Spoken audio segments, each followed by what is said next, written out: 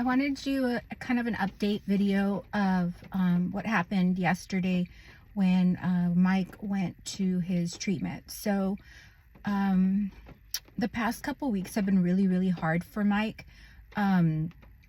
He was just really going through it. There was a couple times that I even thought, this is it, like this is the end. He was just having a really, really hard time.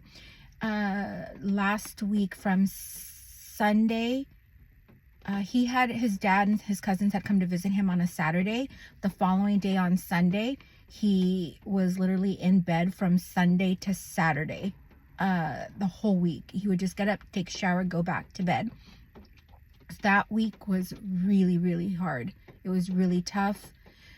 We had conversations about like what the next move was going to be. He just was really going through it, and he had made the decision that he was going to go to his next treatment and tell the doctor that he was going to stop and end his treatments, that he just wanted to be put on hospice, and that was what his decision was, that he could not go through the treatments anymore because it was just too hard. It was taking a toll on him. And I had told him, whatever you want to do, whatever you decide you want to do, that's what I'm here for. I'll support you, whatever decision you want to do. As much as it hurts from a spouse, I just realized, he's not living anymore. He's suffering at this point. And as many of you guys know, I lost my 18-year-old son recently in November, and I watched him suffer, and emotionally and mentally, and to see someone else that you love suffering physically. But also, cancer is a mental journey as well for the person that is not only going through the cancer, but also for the family that is there next to them. And I just told myself, whatever he decides he wants to do, it's his journey, and it's his decision. So I wholeheartedly thought, this is it. He's gonna tell her, he wants to end his treatments. The day before yesterday, he started feeling better, obviously because he's been off chemo. So he's 2 weeks on, 1 week off. And he told me, I'm going to continue with treatment. Inside, I was excited. I was happy, that he wasn't going to be giving up. So yesterday I went with him. I left work, picked him up, took him to treatment, and he has to see the doctor before he starts his treatment. And we walked in and we sat down, and he told her, I'm going to continue with treatment. So she said, good. Let's continue with the treatment. So this is actually the second round of this new treatment that we're going to do, but it's the second round, but third treatment. And so she said, let's give it a try. Let's give it a chance. Let's see how this works and if it does do well for you. And he said, okay.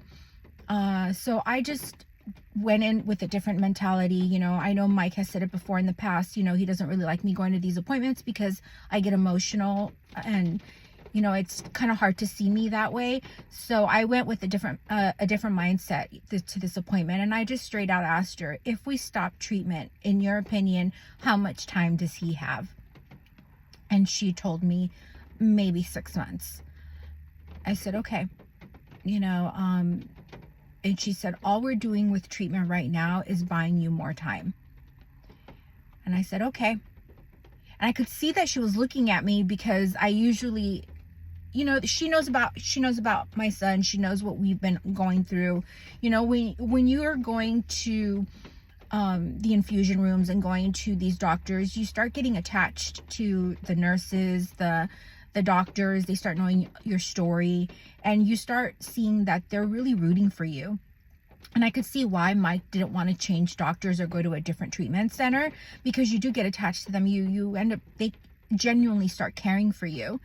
And And I just completely went in with a different mindset, you know, and he did too. We kind of looked at each other, and there's this understanding that we don't have a lot of time here on this earth. And my mindset is, you know, I'm just going to let him do what he wants to do and just be there supporting him throughout the way. You know, just like we do for all of our loved ones, I selfishly cannot ask him to continue fighting if that's not what he wants to do. He made that decision on his own, and of course it brings me joy and happiness, but again, ultimately it's his decision. So I kind of just wanted to give you guys a little update on that. When I walked him back to treatment, she said, okay, let's go do treatment. I could tell she was a little happy too, because I think she thought he was going to end his treatment. So when he said that he was going to continue, I could see she got happy. She just really wants to give him a chance and a try to keep going and keep fighting. So at this point, Mike's not working anymore. He got approved for disability, for state disability. He also got approved. So we're still trying to fight and see if his job is going to be secure for the ADA. So we're waiting for that answer. But as of today, we still have his medical benefits. He has been approved for state disability time off. And so we're going to continue from there and see where this takes us. You know, one thing that I've learned through this whole process is we cannot judge how one decides to take, or how one decides, the person that's sick decides how they're going to take their journey, I guess, the decisions that they make. Because if you've never had cancer or never been ill like that, where your life is, you know, you don't know if you're going to live or die, you can't really judge. You can't say you should be doing this, you should be doing that. That is one thing that I definitely learned in this, because it's their decision, and all we can do as friends, as family, as spouses is support that decision. That is one thing that I have learned through all of this, and just love them unconditionally, love them with wholeheartedly, and just be there for them and be the support that they need, because these people do need support. You are there watching them, and they need your support. They really do. You know, I cry. I do get sad. You know, this car probably has seen the most tears in me, but you know, when I get out of the car, I wipe those tears away and I walk in with a happy face and a positive attitude, and because that's what he needs. You know, that's what our family and friends need, is to see that. I'll, you know, call my friends or my sister-in-law or our family, and I'll tell them, you know, I'm having a hard day, or just sit in my car and cry. But today, he's alive. Today, he's recovering at home from treatment yesterday. He's still feeling well. Today he has an appointment to see the doctor that inserted the tube, because he has lost so much weight. The tube does have a little bit of give, and he does leak a lot of fluids from the tube area. Not the tube itself, but the area that is surrounding the hole, I guess. Yesterday he weighed 175 pounds, something like that. You know, for you guys that know Mike, he is 6'5". Typically he's about 250 to like 250 pounds. So he's very, very thin right now. He started losing his hair again, so which we had already known this potentially could happen with this treatment. So he started losing the hair around, you know, his mustache and on his head. So he just decided it's just time to shave it. So That's where we're at. I wanted to give you guys an update on that. And anything, you know, I'll end this video with: cherish your moments with your loved ones and your friends, even you personally.